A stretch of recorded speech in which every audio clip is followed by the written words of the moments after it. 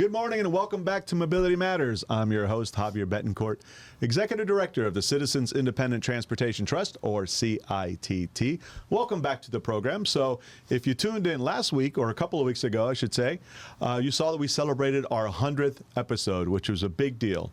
But now we're moving forward. We're looking into the new year and starting our 101st episode, the 101, just like the famous airborne troops. And I'm really excited to start off our 101st with my two special guests. It's a program that we started 3 years ago now. Kind of one of my crazy ideas, but ideas are cheap. It takes somebody to take a crazy idea and actually implement it. And that person was Cheryl Mizell. So Cheryl, welcome to the program, or welcome back, I should say. You've been here a few times. Absolutely. And actually, you've been a guest host on a variety of occasions sitting in this seat. So thank you. Now you're my guest, and that's the hot seat, as we call it. So no, fun seat. It's a fun seat. It's a fun seat. And so Cheryl took this idea I had to create an ambassador program, which in the private sector is called the Customer Advocate Program. You take those customers who believe in your brand and you leverage them, and you ask for their feedback, and you ask them to promote your brand. And so she took that idea, she built this program up from scratch and did an amazing job with it. So first of all, thank you and congratulations. Thank you for trusting me to do that. Of course. And of course, what you do is recruit ambassadors. These are transit riders, people who take our transit system, either the counties or the municipal transit systems, on a regular basis. You enlist them to provide regular feedback through an app. We reward them for that. You'll talk about all this. I don't mean to steal your thunder. But one of the things we instituted was a recognition program for our ambassadors, right? They do such good work, all volunteer-based, that we wanted to recognize them. So talk about the program and then introduce your special guest. Wow, the program, it's... Talk about the recognition program, and we could get into details on the rest of it. Okay, there you go.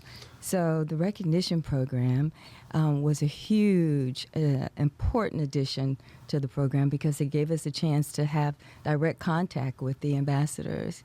And one of those ambassadors this year became the Ambassador of the Year, reaching 167,400 points, which basically took him 15,000 miles of logged travel this whole year.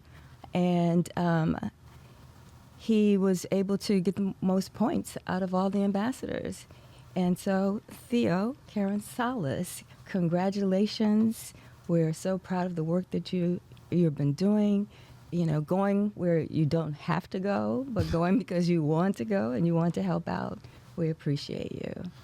Theo, welcome to the program. Congratulations on being the 2025 Ambassador of the Year. Thank you, Javier, and thank you, Cheryl, for your support, and thank you for your compassion and for your patience during this journey. No, and so listen, we need to just thank you, because really at the end of the day, you volunteer to do this. Yes, you receive some reward points, which you can exchange for mobility rewards, and we can talk about some of those things. But at the end of the day, you're doing this because you want to, because you want to be of service, and we're just happy to recognize you for all your hard work. And it wasn't easy to become Ambassador of the Year, because we have a lot of active ambassadors who all put in a lot of miles, a lot of feedback, have earned a lot of points. So to come out on top of a very competitive field is really a great accomplishment. And I should say, prior to that, you were, of course, an Ambassador of the Quarter and an Ambassador of the Month. So we have the different tiers, right? Absolutely. And Theo's hit all of them in shining colors. And our program works so that, each person can only be the Ambassador of the Month once a year, or the Ambassador of the Quarter once a year. Right.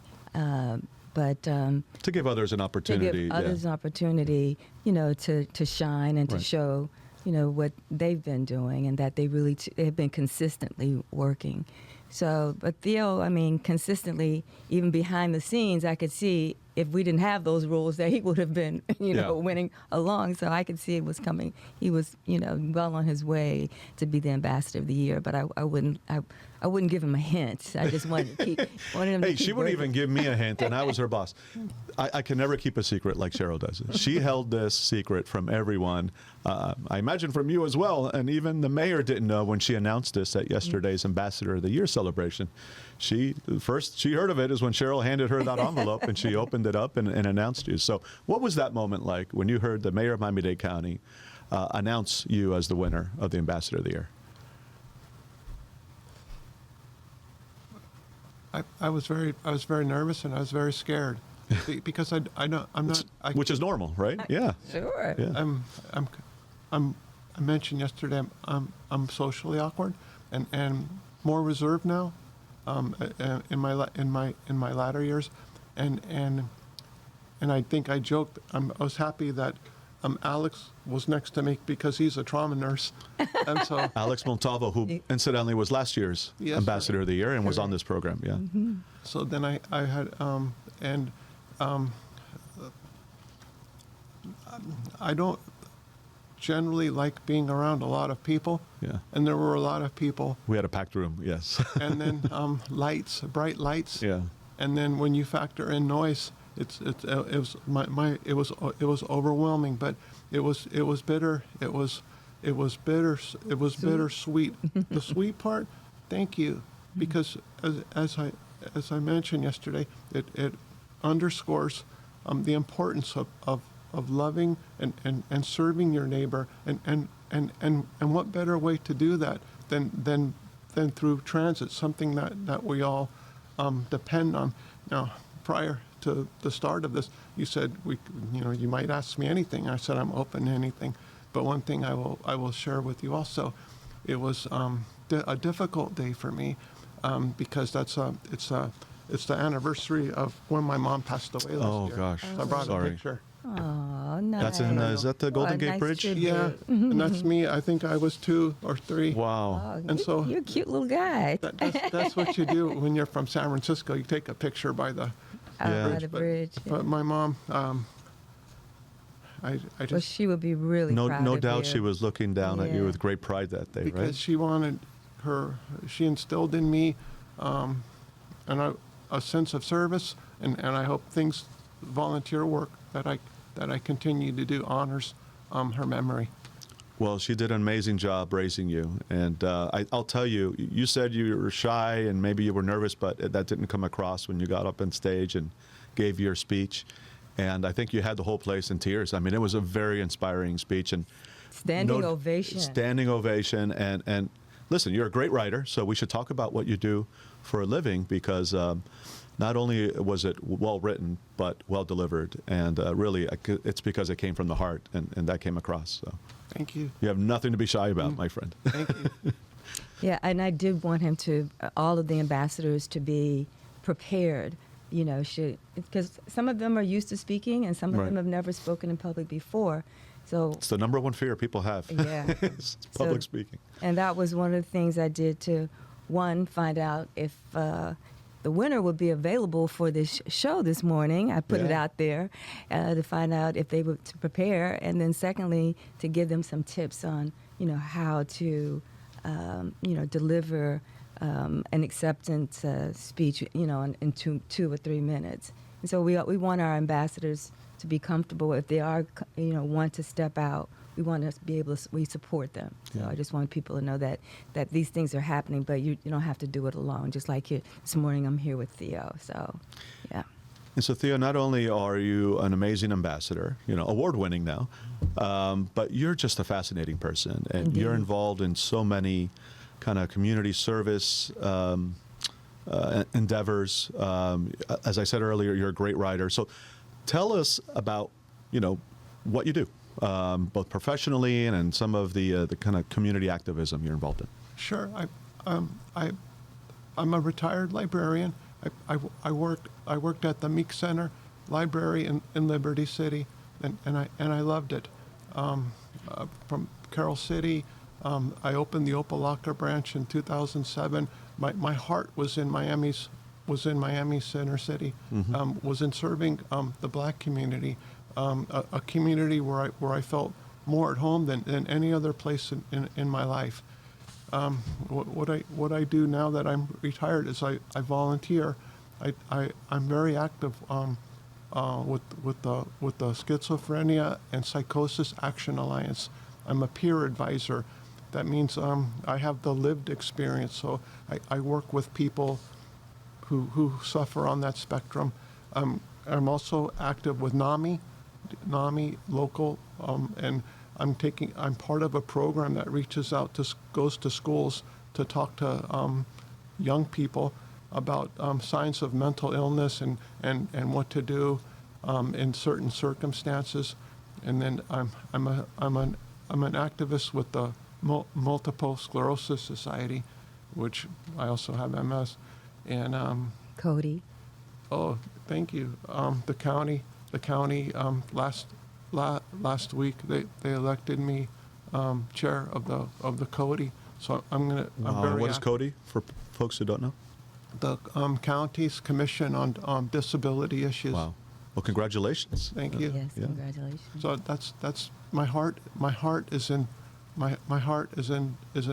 service. And as I mentioned yesterday when I spoke to everybody, that our existence does have an effect, and it is measured Yeah. by what we contribute more to others as opposed to ourselves. Because in this world,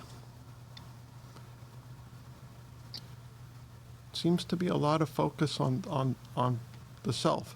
People are more resume focused, getting ahead focused, look at me, look at what I've done focused, instead of what I consider real virtues, faith, love. Absolutely. So my favorite phrase is life is the school, love is the lesson, right? And I think across spiritual, religious doctrines, I mean, that's probably the one commonality. And yet, while we say we believe in it, we don't always practice it. So thank you for being a practitioner and an advocate and an evangelist, right, for service. I think that's really important, particularly today. And talk to us about your writing career and where you teach. I wouldn't call it a career. When I worked at Miami-Dade College, we got to take free classes. So I've always been a very poor writer. I struggle with writing, and I struggle with communicating. That's why something like this is very difficult, because lifetime I'm not so good, but writing anytime I write something, it's probably gone through 20, 30 or more revisions, because it needs to come out correct. So the Miami Herald will take my work at times if it's approved for neighbors. Usually they're very soft stories, but it allows me to go out and engage with the world. Yeah. Because going back a few years ago, I spent a lot of time basically indoors in a dark room. I didn't want to be part of the world anymore, and so this gives me a way to communicate, just like writing the transit does. Yeah. Okay, so let's get back to the ambassador program for a second. Cheryl, we kind of just jumped into this, and for those who maybe don't know what the ambassador program is, let's take a step back and give them the 101. So what is an ambassador program? What do they do? What is this whole reward platform? Sure. So we're looking for people in their everyday commute, frequent transit riders who are willing to fill out surveys inside our mobile app. They can get points for those surveys and then redeem those points for rewards like Uber and Lyft. And we're working on those easy credits from Department of Transportation. So, and they're coming along. So I have faith they're going to be. Those would be credits that could apply towards the cost of a transit pass, right? Towards an easy card pass, correct. And so they get those, they can redeem those things. And the great part, they can redeem these things right inside the same app that they're filling out the surveys.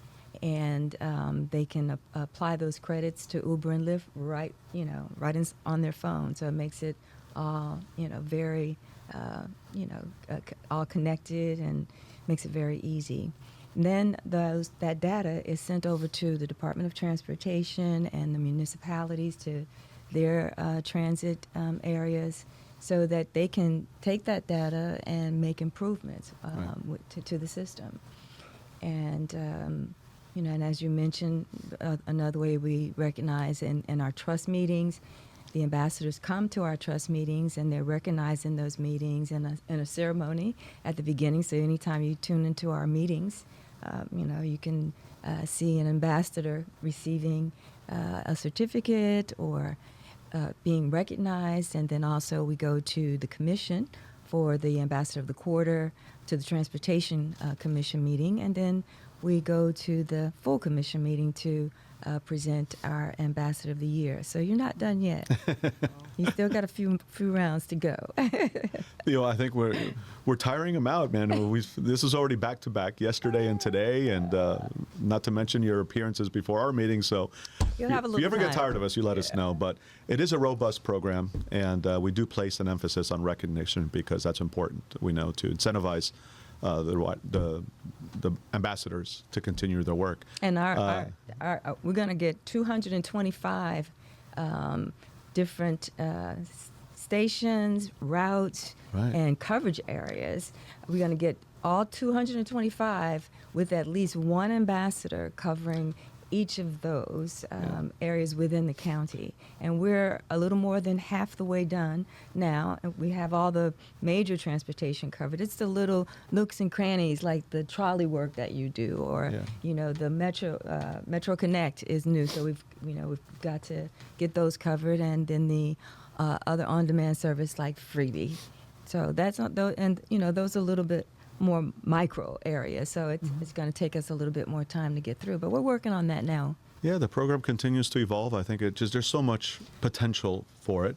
We only have so many resources. Cheryl is a department of one working on this, and she does an amazing job. Thank you. But yeah, it's going to continue to grow, and not only in terms of adding ambassadors so we can have full coverage, but also in the types of things that ambassadors can do.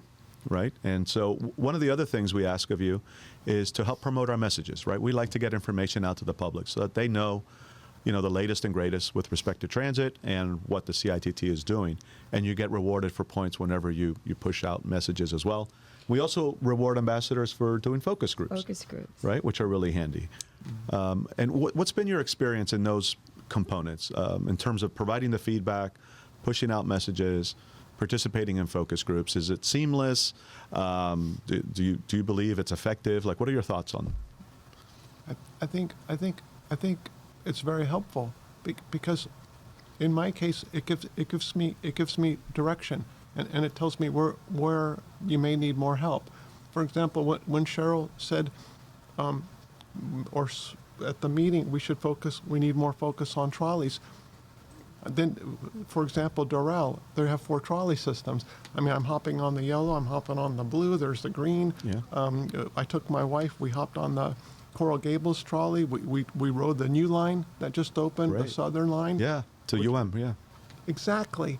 And then when I was at the Wellness Center, which I was at this morning, I go early, off Dickinson and Ponce, they have the Hurricanes shuttle. Goes now to the Wellness and goes back through Lakeside, but it also stops at UM Station. So there's a lot of connectivity. When the Metro Mover is out, when I come back from Miami Beach, I'll go at 5 a.m. and when I come back, I'll notice on weekends it's down for repair. Well, I know I can hop on the trolley, and I just sometimes pick things at random just to test them. And that's, my wife said, why would anybody do that? I go, because that's how I learn, and that's part of what I consider my job, because then I figure things out, and then I pass the message on to other people so they don't have to go through that. Yeah. One of the great things about the program, too, is there are other ways that riders can communicate to the county whenever they encounter a problem. They could call 311, there are other things. But typically that's reactive, and typically it's for something negative. One of the great things about the program is we're soliciting regular feedback, and it's not always negative, right? I think we've received a lot of commendations about what the system is doing right, what the employees are doing right. The bus operator, went out of their way to do this for me, and so it's capturing a lot of that positive feedback as well, and not just the negative. And I'm sure you've encountered some of that and relayed some of that. Give us some examples of some of the positive things that you've witnessed and that you've you've kind of communicated to us? That's a great question, because when I arrived home yesterday at the Okeechobee station with my wife and my son, I saw the security guard there. Can I say his name? Yeah. Oh, Omar. His name is Omar Sosa. Yeah, just don't give away his social security number. I think we're safe. And he's so diligent in his duties.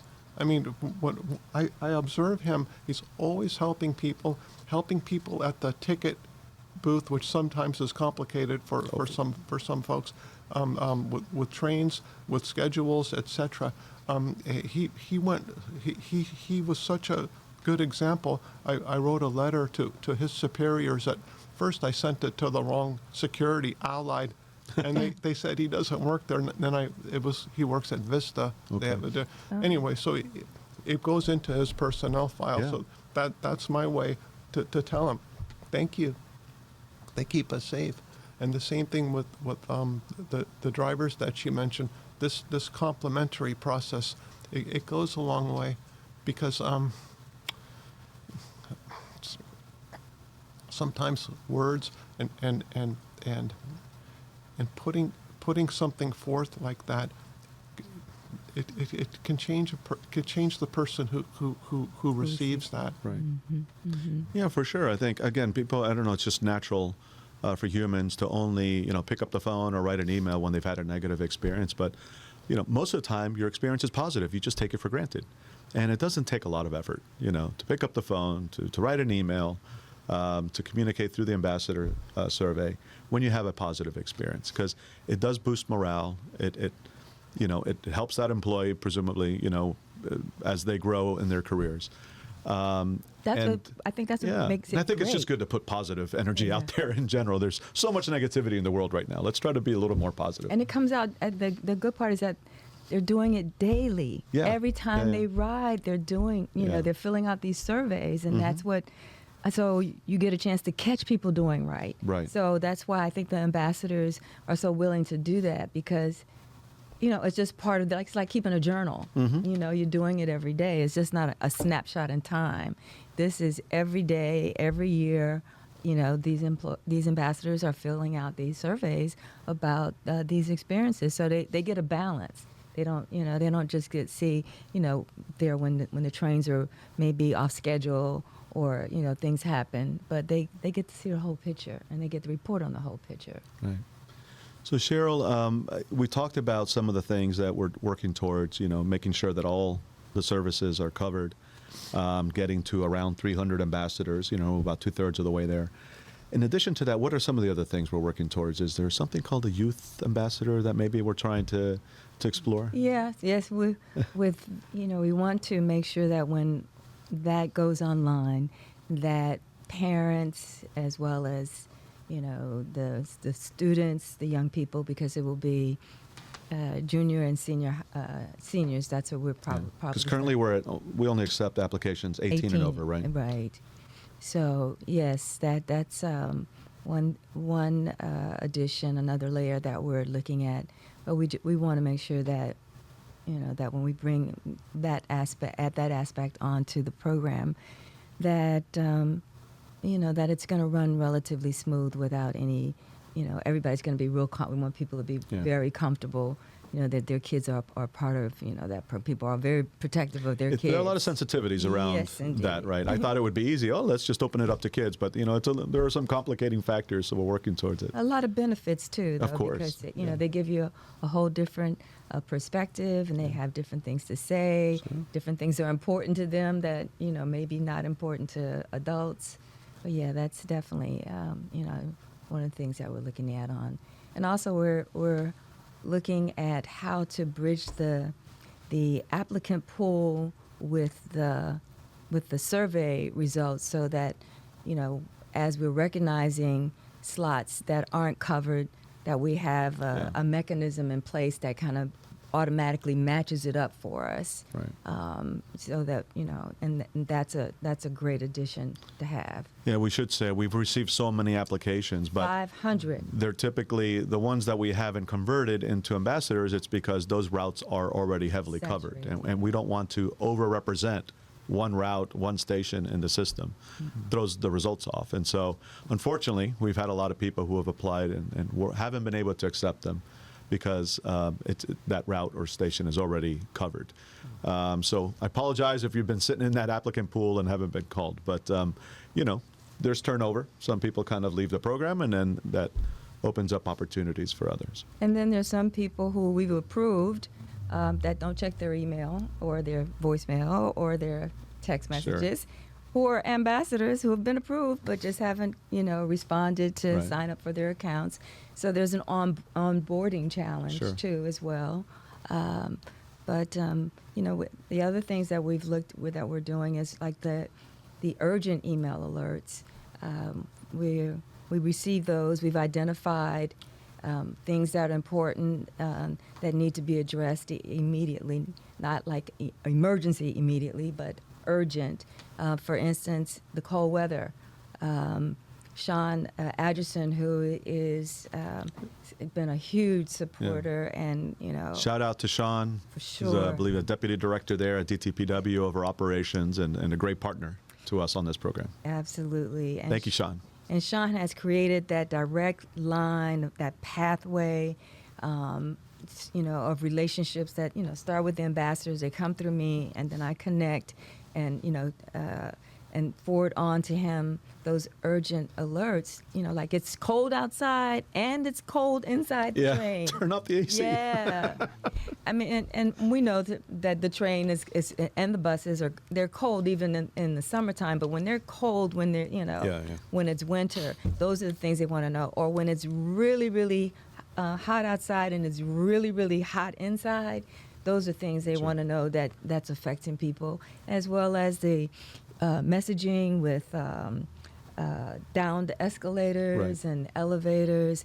They want to make sure that people like Theo, and people who have disabilities that do not need to be stuck on a platform and can't find their way down, when they could just stay on the train and get off at the next stop, and then they will shuttle them back. But they need to hear that on the way to that stop. So that's very important to DTPW, to know that messaging is being broadcast when it needs to be broadcast. And also, they don't want to have any offensive language on the trains. They will put, because they stay on top of that. But they need to know about it. They need to know about it. And that's when the eyes and ears of the ambassadors come in really handy. So Theo, you've been in this program for how long now, roughly? What would you say, a couple years? Okay. July 23. From the moment you started, and you started providing feedback and pointing out issues of concern, to today, have you seen like marked improvements in certain areas as a result of some of the feedback that you all have been providing? And in what areas would you say that you feel like we've been the most effective?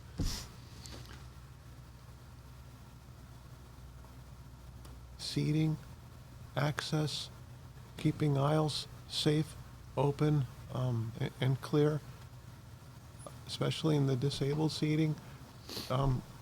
There have been issues with parking at the station, and when I brought that to the attention of the county, you all helped immediately. In fact, when I asked Mayor Levine Cava, I told her it appears as though the county removed some disabled spaces, and I thought hopefully you would add, and right away she came back and gave more spaces than I had asked for. Wow. And things like that help. When escalators or elevators are out of service, when I submit the form through the process, I noticed the other day there was a lot of commotion about the Coconut Grove elevator, and that was immediately taken care of. Things like that make a real difference for travelers. And as Cheryl said, with the audio alerts, I'm vision impaired. I've double vision and light sensitivity. In the morning when I take the train, if I catch the 503 out of Oki, I don't really know what's outside, so I'm relying on an announcement, or if the thing is working, if I could see that, to tell me when to get off. So so the audible is very important. So thank you for that.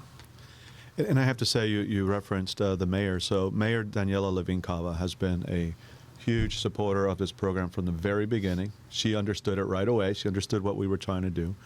And it's because of her background, I think, in the nonprofit sector, in community activism.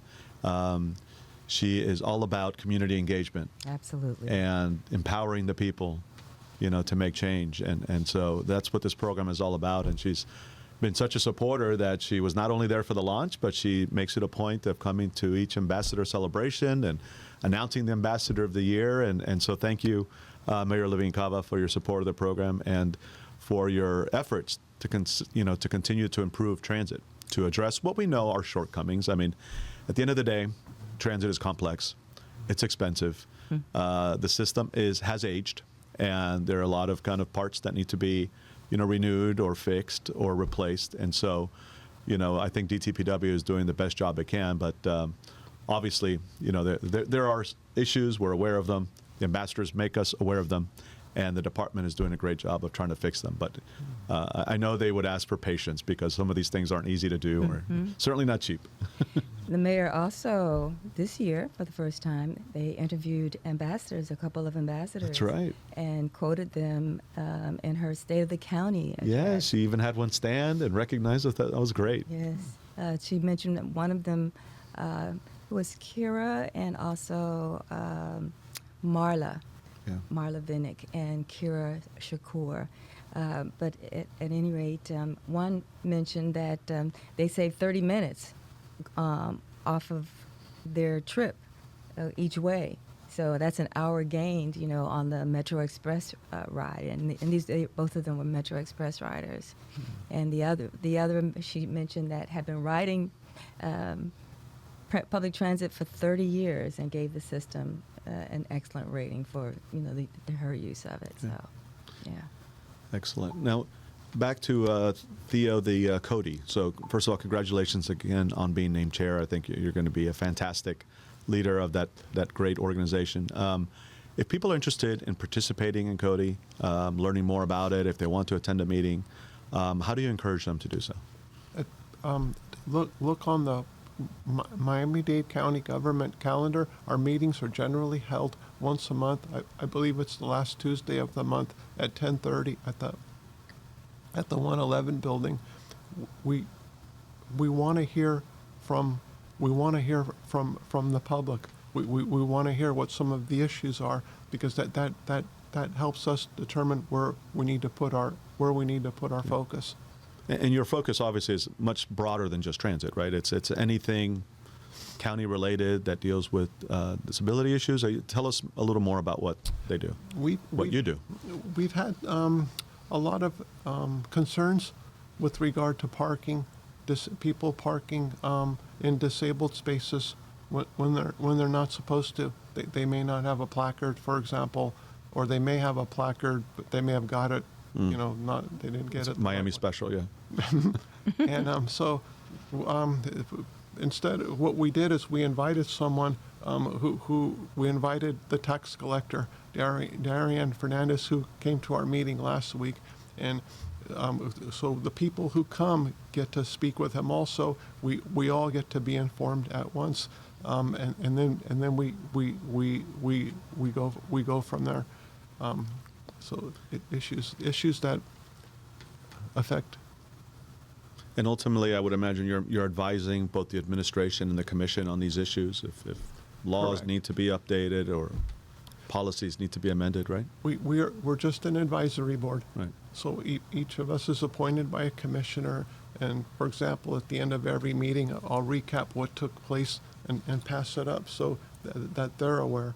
And if a change needs to happen, then that's up to them. But the commissioners have been very helpful. The commissioner who appointed me, Senator Rene Garcia, and his staff has been absolutely outstanding. He's a real advocate for the disabled community. Excellent. And Cheryl, if people are interested in learning more about the ambassador program or perhaps applying to be an ambassador, where should they go? They should visit our website, and that's miamidade.gov /CITT-ambassador. CITT-ambassador. So, Excellent. They'll have the wealth of information. They have the application online, and exactly. they can submit that. Perfect. And they can just Google CITT ambassador, and it will come right up. So if you can't, didn't write it down, you can just Google us. Well, Cheryl, I want to thank you again for everything you've done to make this program a success, building it from scratch. It's really impressive. And as a result, by the way, we should mention, you were nominated as an Employee of the Year from Miami-Dade County and should have won the whole thing, but, there was a lot of good competition. But you're the winner in my book. And Theo, I want to thank you for everything you do, not only as an ambassador, but as a true community activist and public servant, and just having such a great positive energy and attitude. Thank you, sir. Appreciate it. Thank you, Javier, and thank you, Cheryl. Thank you. I love you both very much. Oh, thanks, man. Love you too, man. So we have to end on that note, right? And there's nothing that can be said after that. Other than, I also want to thank, in addition to our guests, Miami's community newspapers for producing and hosting this program. They've been great partners. They were great partners even at yesterday's Ambassador of the Year celebration. So thank you, Grant, Michael, and team. And folks, we're here every other Thursday from 9:30 to 10:30. So stay tuned for more programs. And if you'd like to learn more, again, about the CITT itself, perhaps apply to become a member of the CITT board, you can visit us at miamidade.gov/CITT. Currently have 3 vacancies on our board, so look into that and apply if interested. We'd love to have you. With that, folks, we'll see you in a couple weeks. And in the meantime, keep moving, Miami.